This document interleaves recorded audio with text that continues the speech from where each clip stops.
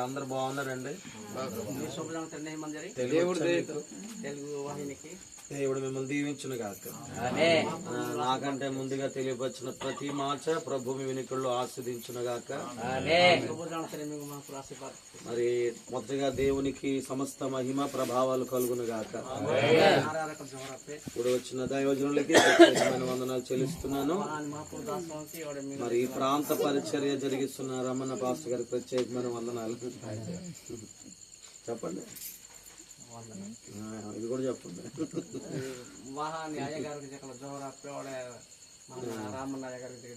దేవుడు ప్రార్థన ఆలకించేవాడు కదా. ప్రార్థన ఆలకించేవాడు మాత్రమే కాదు, ప్రార్థన ఆలకించి దాన్ని నెరవేర్చగలిగిన దేవుడు.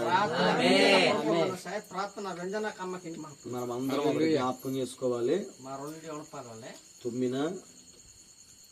తుమ్మిన జలుబు వస్తుంది కదా అప్పుడు. దగ్గిన, నవ్విన, ఏడ్చిన, కూర్చున్నా, పరుగులెడుతున్నా, రన్నింగ్ ఏమున్నా లేకపోయినా అన్ని దేవుడు చూస్తాడు. ఆగరు బైబిల్ గ్రంథంలో యేసయ్యకి ఒక పేరు పెట్టింది. చూచుచున్న దేవుడు మనల్ని చూచేవాడు కదా ఆయన. మా ప్రాంతాల్లో కొండలు గాని లోయలు గాని ఏముండవు, అడవులు కూడా ఏముండవు. అడవులు ఫారెస్ట్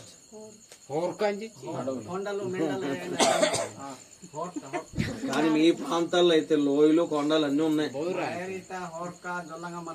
అక్కడ మమ్మల్ని చూస్తున్నాడు ఆయన, ఇక్కడ మిమ్మల్ని చూస్తున్నాడు.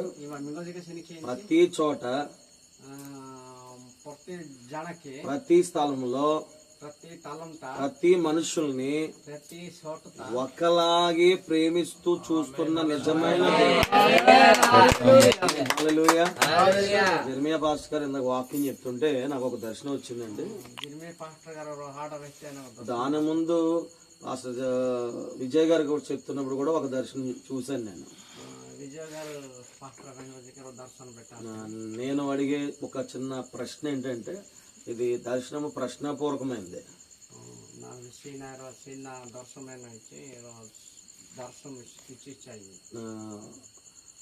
మొదటి దర్శనం ఏంటంటే, ఒక పెద్ద త్రిశూలం కనబడుతుంది, చాలా పెద్ద త్రిశూలం.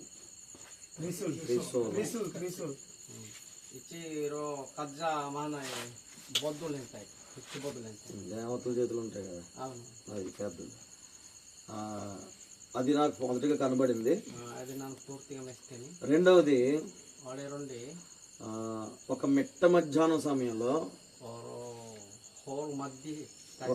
ఒక మీ గిరిజన సంబంధించిన ఒక స్త్రీ ఒక చెట్ల దగ్గర నాకు కనబడి 3 పాత్రలు దగ్గర పెట్టుకుంది. 3 గిన్నెలు పెట్టుకుంది.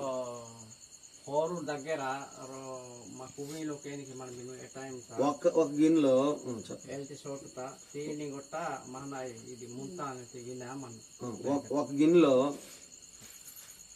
చిన్న చిన్న పళ్ళు కనబడుతున్నాయి. చిన్న పళ్ళు. మీలో ఎవరైనా పళ్ళు వ్యాపారం చేస్తారా? లేదు కదా. అయితే నేను ఒక మాట మీకు చెప్తున్నాను, చెప్పండి. మొదట వచ్చిన దర్శనం, రెండవ వచ్చిన దర్శనం ఒకటే. కొంత వ్యతిరేకత ఇక్కడ పనిచేస్తుంది. దయతో మీరు అందరు ప్రార్థనలో బలవంతులు కండి. దేవుడు మాకు చూపించింది మీకు చెప్పడం మా బాధ్యత. ఒకటి చెప్తున్నాను, రూపింపబడుచున్న ఏ ఆయుధము మన మీద వర్ధిల్లలేదు. మిమ్మల్ని ముట్టిన వాడు నా యేసయ్య కంటి పాపను ముట్టినట్టే.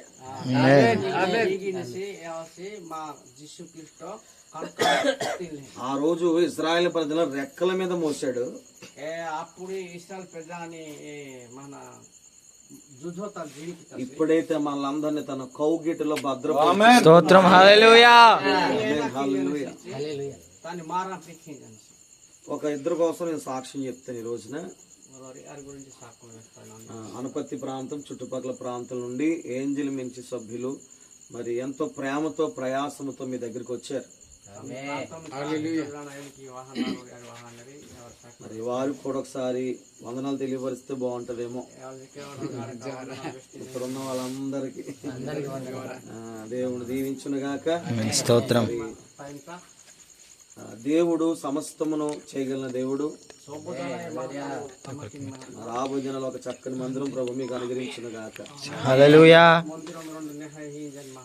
పాస్టర్ సుధీర్ పాస్టర్ గారిని బట్టి ప్రాంతాలు రావడానికి ప్రభు ఎంతగానో సహాయం చేశారు. మనమందరం కలిసి దేవుని రాజ్యంలో పాలిభాగస్తులు అవుదాం. అయితే మరొక మాట చిన్న మాట చెప్పి నేను ప్రార్థన చేస్తాను.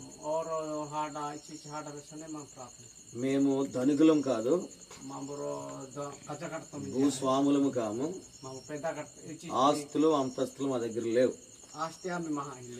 మేము కలిగి ఉన్నది క్రీస్తుని. క్రీస్తునే ప్రకటిస్తున్నాం, క్రీస్తునే పంచిపెడుతున్నాం, క్రీస్తునే చూపించడానికి యత్నం చేస్తున్నాం. ఆ క్రీస్తు దగ్గరికే మనం అందరం వెళ్ళడానికి మేమందరం ప్రయాసపడుతున్నాం. మూలము గురి సమస్తము యేసు క్రీస్తే మాకు. మేము ఏమై ఉన్నామో కేవలము యేసయ్య కృప ద్వారా మాత్రమే అయి ఉన్నాం. కృప మన ఎడల హెచ్చుగా ఇంకా అధికమగును గాక. ఒకసారి అందరికి దగ్గరగా ఆమేనని చెప్పండి. దేవుని కృప మన ఎడల హెచ్చవును గాక. దేవుడు తన కృపతో మన జ్ఞాపకము చేసుకును గాక. మూల ప్రాంతం నుండి మూల రాయిగా దేవుడి ప్రాంత ప్రజలు నిలబెట్టును గాక. ఆమేన్ హల్లెలూయా. మరి ఇక్కడ ముందుగా తెలియపరిచిన విజయ్ బ్రదర్ గారు కొన్ని దినాల క్రితమే వాళ్ళ నాన్నగారు చనిపోయారు. ఇంచుమించు 10-15 దినాలు కూడా ఇంకా అవ్వలేదు. కానీ వాళ్ళు చాలా భారంతో పరిచర్యలో పాలుభాగస్తులు అవుతున్నారు. అలాగే సహోదరులు జెర్మియా గారు వారు కూడా చాలా ఇబ్బందులు పాల్గొతున్నారు. అవన్నిటిని వెనకబెట్టి ప్రభు కొరకు ప్రకటన చేస్తున్నారు. ప్రభు ప్రేమ. ఇక్కడ ఉన్న వారు ప్రతి ఒక్కరికి పనుల భారాలు ఉన్నాయి, కుటుంబ భారాలు ఉన్నాయి, ఆర్థిక భారాలు ఉన్నాయి. ప్రతి భారాన్ని వెనక్కి పెట్టి క్రీస్తు యేసు ప్రేమ భారమును కలిగి మీ వద్దకు మేము వచ్చాం. మరలా చెప్తున్నాం, మా దగ్గర వెండి లేదు, బంగారం లేదు. మా దగ్గర ఉన్నదంతా నజరేయుడైన యేసు క్రీస్తు. హల్లెలూయా. ఈ బాబు కోసం చెప్పాలంటే నేను బెంగళూరు నుండి ఇక్కడికి వచ్చాడు. ఈ బాబు గురించి బెంగళూరు కారణం అంతా ఒకటే, అందరం కలిసి ప్రభుని కనపరచాలి. దేవుని చిత్తమైతే మరలా మనం అందరం కలుసుకుందాం, బలమైన ప్రార్థన జరిగిద్దాం, రక్షణ లేని వారికి రక్షణ అనుగ్రహించబడినట్లుగా ప్రార్థన చేద్దాం. పరిశుద్ధాత్మ శక్తి దేవుడు కుమ్మరించేలాగా ప్రార్థన చేద్దాం. మీరు బలహీనలైతే దేవుడు మేము స్వస్థపరిచినట్లుగా ప్రార్థన చేద్దాం. జరగని కార్యముల గురించి ఆలోచించే వారైతే దేవుడి కార్యాలయం జరిగేలాగా ప్రార్థన చేద్దాం. ముయ్యబడిన ద్వారాలన్నీ తెరవబడినట్లుగా ప్రార్థన చేద్దాం. అడ్డులు ఆటంకాలన్నీ ప్రభు లయపరిచినట్లుగా ప్రార్థన చేద్దాం. మరలా చెప్తున్నాను, మన దేవుడు ప్రార్థన ఆలకించేది. నాటి కృప దేవుడికి దేవుడు మనకు అనుగ్రహించును గాక. ఈ పరిచయం అంతకంత వర్ధిల్లును గాక.